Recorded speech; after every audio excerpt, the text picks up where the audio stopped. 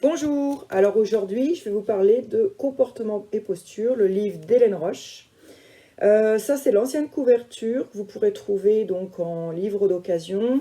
La nouvelle édition a une couverture plus blanche et c'est celle que vous trouverez en en-tête de cette vidéo.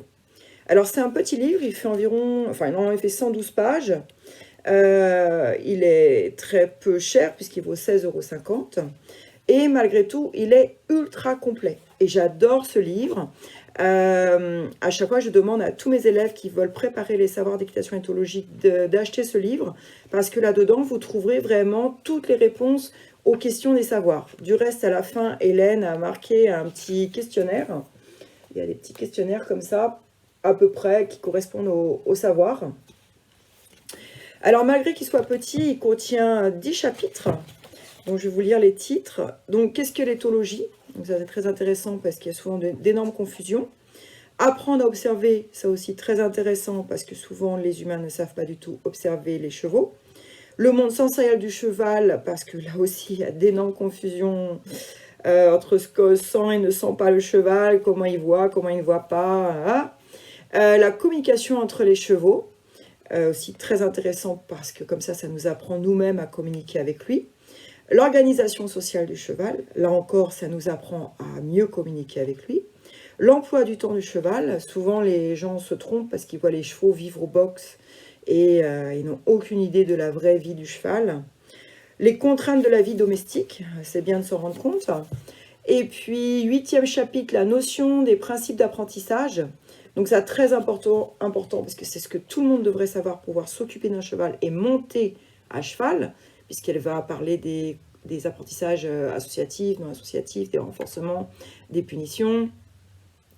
9e chapitre, le tempérament, chacun sa personnalité, donc vraiment, c'est encore un chapitre très intéressant, bien se rendre compte que chaque animal est un individu et que c'est pas le troupe global cheval qui est important.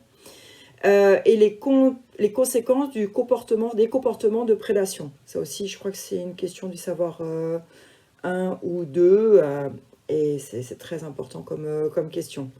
Alors, c'est très bien écrit parce qu'Hélène a une très belle écriture, très, très fluide, très rapide à lire.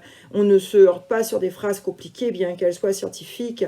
C'est vraiment très facile d'accès et tout est étayé par des superbes photos de chevaux sauvages, de chevaux en liberté, mais aussi de chevaux montés.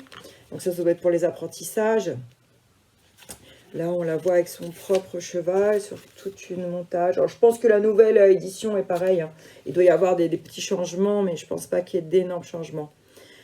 Donc, c'est un livre vraiment agréable à lire que je vous recommande, surtout si vous voulez préparer les savoirs, mais surtout si vous voulez comprendre votre cheval.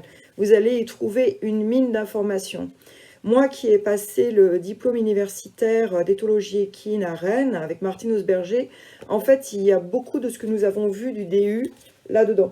C'est tout petit, mais c'est passionnant, c'est super bien écrit et ultra facile à lire. Je vous le recommande. Bonne lecture et vous savez, si vous voulez le trouver rapidement, vous pouvez cliquer juste sur le lien en dessous et vous avoir un accès sur Amazon, mais vous pouvez le trouver chez tous les bons libraires. À la FNAC, vous le trouverez partout. Il est vraiment très accessible. Bonne lecture!